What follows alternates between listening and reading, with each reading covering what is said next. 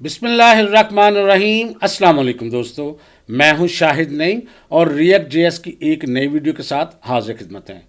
दोस्तों, आज हम देखेंगे कि रिएक्ट जेएस के अंदर यूज़ आईडी हुक क्या होती है और इसका क्या काम है। अगर ये बहुत सादी सी एक हुक है लेकिन बहुत इंपॉर्टेंट है और बहुत ज़्यादा काम आती है, इसलिए आपने इसको ज़रा तवज्जो से सुनना है। तो इससे पहले कि हम अपनी वीडियो का आगाज़ करें, तमाम वो दोस्त जो इस चैनल पे नए हैं उनसे गुजारिश है कि अगर अभी तक आपने हमारे चैनल को सब्सक्राइब नहीं किया तो चैनल को सब्सक्राइब करके बेल के आइकन पर क्लिक कर लें, ताकि हमारा एक लॉन्ग टर्म रिलेशनशिप इस्टेब्लिश हो जाए। जब भी हम कोई नई वीडियो अपलोड करेंगे आपको उसका नोटिफिकेशन मिलेगा और आप उससे भरपूर फ़ायदा हासिल कर सकेंगे। अब बगैर ताखिर के चलते हैं कंप्यूटर की स्क्रीन पर और आज की वीडियो का आगाज़ करते हैं।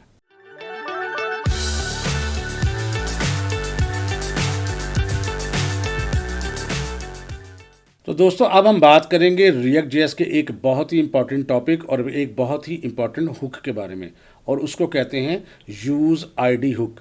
ये बहुत ही इंपॉर्टेंट हुक है, छोटी सी है, सादी सी है, लेकिन इंपॉर्टेंट बहुत है। इसको गौर से आपने देखना है। सबसे पहले हम देखते हैं कि यूज़ आईडी हुक करती क्या है। Use ID hook helps you to create unique IDs for HTML elements like input and labels. ये आपको इस चीज़ में मदद देती है कि आप यूनिक किस्म की आईडीज़ क्रिएट कर सकें HTML के एलिमेंट्स के लिए, जैसा कि इनपुट होता है और लेबल होता है। बाज़ औक़ात हमने बहुत कॉम्प्लिकेटेड प्रोजेक्ट्स करने होते हैं जिसमें बहुत ज़्यादा इनपुट फील्ड्स इस्तेमाल होती हैं, लेबल्स इस्तेमाल होते हैं, और उनको नाम के ज़रिए हम एक दूसरे के साथ जोड़ते हैं। और बहुत दफ़ा ये भी हो सकता है कि हमें भूल जाए कि हमने क्या नाम रखा था, और हम गलती से जब कोई डुप्लीकेट नाम रख दें तो फिर हम अच्छी खासी हमें कॉम्प्लिकेशन आती है, प्रॉब्लम आती है। तो ये यूज़ आईडी हुक क्या करती है, हमें इस बात की इजाज़त देती है कि हम यूनिक किस्म की आईडीज़ क्रिएट कर सकें ताकि वो आपस में डुप्लीकेट ना हो और कहीं कोई कॉम्प्लिकेशन पैदा ना हो। तो आगे लिखा है जी, so that they do not clash with each other. तो डुप्लीकेशन की वजह से इनका क्लैश हो सकता है, इसलिए इससे बचने के लिए यूज़ आईडी हुक का इस्तेमाल किया जाता है। इसको करेंगे तो आपको आसानी से समझ आ जाएगी। सबसे पहले इसमें देखते हैं कि वेयर इट इज़ यूज, ये इस्तेमाल कहाँ कहाँ होती है। ग्रेट फॉर फॉर्म्स के लिए बहुत बेहतरीन चीज़ है। इसमें लेबल और इनपुट के साथ हम इसको इस्तेमाल करते हैं। इसी तरह प्रिवेंट्स आईडी कन्फ्लिक्ट्स। प्रिवेंट्स होता है, ये बाज रखती है या अलग रखती है आईडी के कन्फ्लिक्ट्स को। व्हेन कंपोनेंट्स आर रीयूज, जब कंपोनेंट्स हम बार बार यूज़ करते हैं तो उसमें आईडीज़ का कन्फ्लिक्ट आता है, तो ये उस चीज़ से महफूज रखती है। Work perfectly with server side rendering या SSR। तो ये सर्वर साइड रेंडरिंग जो होती है, यानी बैक एंड पे जब हम काम करते हैं तो उसमें भी ये बड़ा बेहतरीन रोल प्ले करती है। और इसको इस्तेमाल कैसे करना है, यानी इसके एग्जांपल में देख लें कि कॉन्स्ट लिखना होता है, नेम आप कुछ भी लिख लें, वेरिएबल नाम रख लें, कुछ भी रख लें, इसका is equal to use ID और आगे ब्रैकेट्स होती हैं। याद रखिएगा यहाँ पर आई जो है वो कैपिटल होता है। अब इसको इस्तेमाल करके देखते हैं कि प्रैक्टिकल लाइफ में इसका इस्तेमाल होता कैसे है। तो दोस्तों, VS कोड एडिटर हम खोल चुके हैं और इस वक्त हमने app.jsx फाइल को खोला हुआ है। इसका एक दफ़ा प्रीव्यू देखते हैं तो इसमें सिर्फ एक हेडिंग है और कुछ नहीं है। अब हम जल्दी से एक कंपोनेंट बनाते हैं इसके लिए, और उसके लिए SRC के फोल्डर पर राइट क्लिक करके न्यू फाइल पर क्लिक करते हैं और यहाँ फाइल का नाम रखते हैं useidhook.jsx और एंटर प्रेस करते हैं। नया कंपोनेंट बन गया। यहाँ RFCE करके हम कोडिंग करते हैं और ये कोडिंग हो चुकी है। अब हम क्या करते हैं, ये जो सबसे ऊपर वाली डिव के अंदर एंटर प्रेस करके H1 लिखते हैं और इसके अंदर लिख देते हैं use ID hook in React. Save करते हैं। उसके बाद जल्दी से इसको app.jsx में कॉल भी कर लेते हैं। यहाँ पर मैं लेस देन साइन डालता हूँ और आगे लिखता हूँ यूज़ आईडी हुक और इसको क्लोज करते हैं और जल्दी से सेव करके रिजल्ट देखते हैं। तो यहाँ पर देखें आईडी हमारी आ गई है, इसका मतलब हमारा कंपोनेंट दुरुस्त तरीके से काम कर रहा है। अब हम अपने कंपोनेंट में चलते हैं और कोडिंग का आगाज़ करते हैं। सबसे पहले यहाँ रिटर्न से ऊपर हम इसको डिक्लेयर करेंगे। यहाँ लिखते हैं कॉन्स्ट और उसके बाद कोई भी आप वेरिएबल का नाम रख लें, मैं नेम ही रख लेता हूँ, is equal to use ID. और यूँ ही हमने यूज़ आईडी पे क्लिक किया तो यहाँ देखिए ऊपर इंपोर्ट भी खुद ब खुद हो गई है। अगर ये ना हो तो आपने इंपोर्ट कर लेनी है। आगे ब्रैकेट्स डाली हैं हमने और इसको सेव कर लिया। अच्छा जी, उसके बाद हमने आखिर पर H1 के नीचे एक और H1 हेडिंग देते हैं और इसके अंदर मैं करली ब्रैकेट्स के अंदर नेम लिखता हूँ, यानी जो ऊपर हमने डिक्लेयर की है। इसको करके देखते हैं, सेव करके तो रिज़ल्ट देखते हैं एक दफ़ा। अब यहाँ देखें, जो ही हमने नेम प्रिंट करवाया तो यहाँ पर R0 प्रिंट हो गया। ये क्या है, ये यूज़ आईडी ने एक वैल्यू जनरेट की है और ये यूनिक होती है। जितनी दफ़ा भी हम करेंगे ये यूनिक होगी। हम इसको कुछ और करके देखते हैं। बिल्कुल ऐसे ही जैसे हमने ये ऊपर डिक्लेयर किया था, हम कुछ और भी डिक्लेयर कर लेते हैं। जैसे मैं इसको कॉपी कर लेता हूँ और पेस्ट कर लेता हूँ। ये मैंने 4 दफ़ा इसको कॉपी कर लिया। पहले नेम था, उसके बाद हम इसको रख लेते हैं, चले नेम 1 रख लेता हूँ मैं, नेम 2 रख लेता हूँ, नाम आप जो मर्ज़ी रख लें, नेम 3 रख लेता हूँ जी। और बिल्कुल इसी तरह इसको 4 दफ़ा प्रिंट भी करवाते हैं। मैंने इसको कॉपी किया है नीचे तक, और वहाँ पर नेम 1, नेम 2 और नेम 3 कर दिया। अब ये 4 हमारी हुक्स हैं और इसको 4 दफ़ा मैंने प्रिंट कराया। देखते हैं कि वैल्यूज़ मुख्तलिफ आती हैं। रिज़ल्ट देखते हैं जी। अब यहाँ देखें R1, R2, R3, और ये जितनी दफ़ा भी करेंगे ये यूनिक वैल्यूज़ होंगी, डुप्लीकेट आपस में नहीं होंगी। अच्छा, अब हम ये करते हैं कि हम एक छोटा सा फॉर्म बनाते हैं। उसके लिए हम क्या करता हूँ, यहाँ से ये जो 4 हमने हेडिंग्स थी इसको मैंने अरेज कर दिया है, और यहाँ जल्दी से एक फॉर्म डिक्लेयर करता हूँ मैं। और इस फॉर्म के अंदर पहले तो मैं एक लेबल बनाता हूँ, और HTML फॉर होता है जहाँ पर हम नाम देते हैं जो हम इनपुट फील्ड के साथ भी उसको लिंक करने के लिए होता है। अब फ़र्ज़ करते हैं अगर हमने यहाँ पर नाम दिया, फ़र्ज़ करें यहाँ पर जी हम नाम दे देते हैं, नेम रख लेते हैं, और यहाँ पर लिख देता हूँ मैं एंटर नेम। अभी हमने उस हुक को यूज़ नहीं किया, हमने वैसे ही इसको यूज़ करना है। और यहाँ पर मैं लिख देता हूँ इनपुट, और इसमें टाइप के बाद हम लिख देते हैं यहाँ पर नेम, और उसके बाद उसमें लिख देते हैं नेम।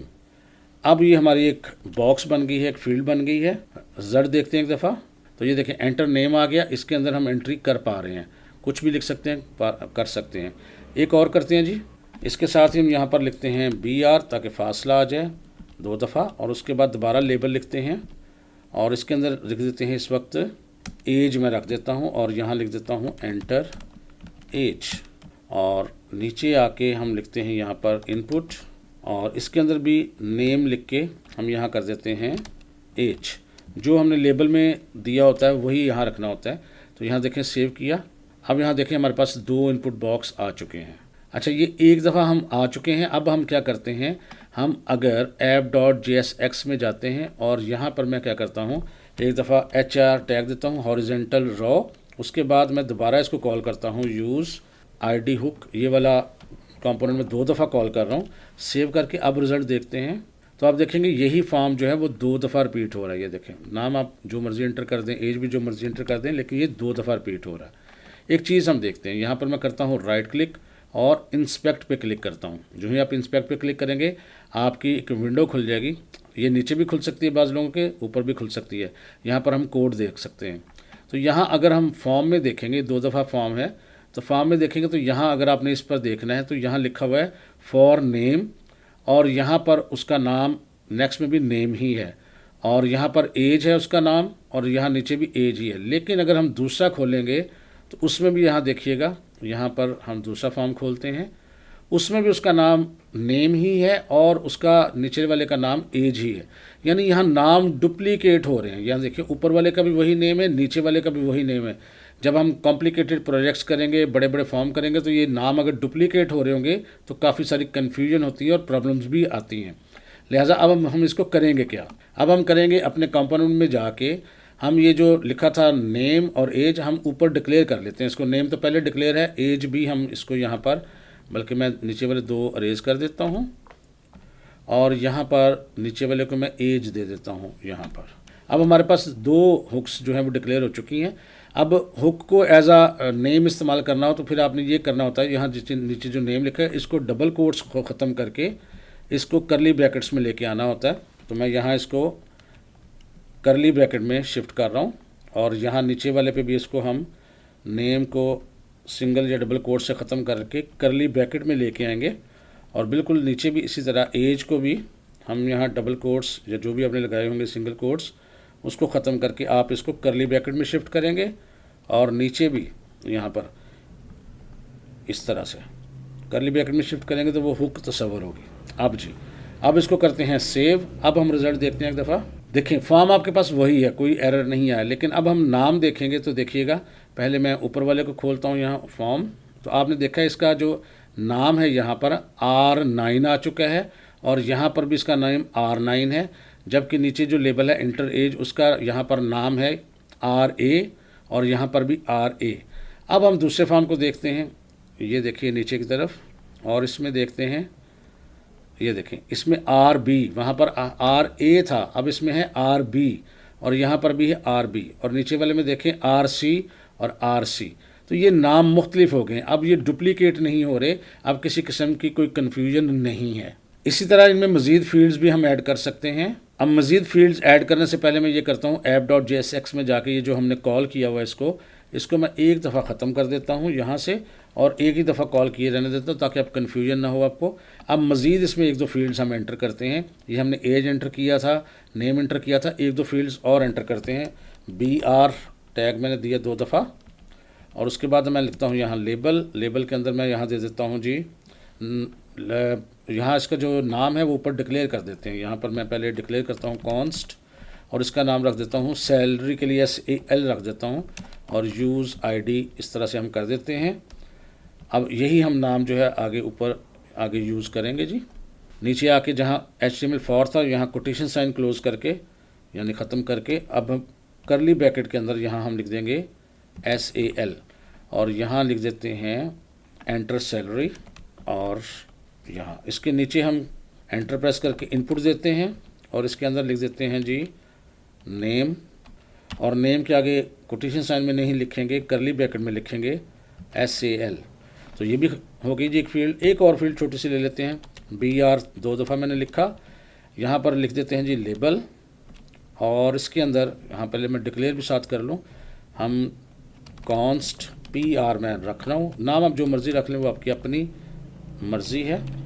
और उसके बाद PR मैंने रख दिया, इसको भी यहाँ करली ब्रैकेट में मैं PR लिखूँगा जी, और यहाँ पर लिखता हूँ परमानेंट, और नीचे आके देता हूँ इनपुट, और इसमें इसका नाम देंगे हम, और याद रखिए करली ब्रैकेट में ही देना ज़रूरी है PR, और टाइप मैं इसकी यहाँ पर कर रहा हूँ चेक बॉक्स। सेव करके एक दफ़ा रिज़ल्ट देखते हैं जी। अब यहाँ पर देखें जी 3-4 फील्ड्स आ गई हैं, और इनकी ID जो है वो यूनिक होगी। अब यहाँ परमानेंट में भी आप एंट्री कर सकते हैं, सैलरी में भी कुछ एंट्री कर सकते हैं, एज में भी कुछ एंट्री कर सकते हैं, नाम में चाहें तो वो भी कर सकते हैं, वो आपकी अपनी मर्ज़ी है। अच्छा जी, और इसमें अगर आप चाहें इसका नाम देखना तो यहाँ पर ज़ाहिर है आप देख सकते हैं इस फॉर्म के अंदर जाके, इसके नाम यहाँ देखें RD लिखा हुआ है, और नीचे भी RD, फिर RE, RE, RF, ये कि यूनिक आ रहे हैं, यहाँ पर नाम सबके यूनिक आ रहे हैं। जिस पर मैं सिलेक्ट करता हूँ वहाँ पर उसके नाम साथ साथ आ रहे हैं, आप इसको देख सकते हैं। अब अगर हम इसको मज़ीद रिपीट करते हैं तो क्या होगा, देखते हैं ज़रा। अब यहाँ पर अगर इसको हम बार बार चलाना चाहें, ज़्यादा यूज़र्स के लिए चलाना चाहें, तो app.jsx के अंदर जाके मैं इसको दोबारा से कॉल करता हूँ, जैसे हमने पहले किया था यूज़ ID हुक, और उसके बाद इसको क्लोज़ करता हूँ।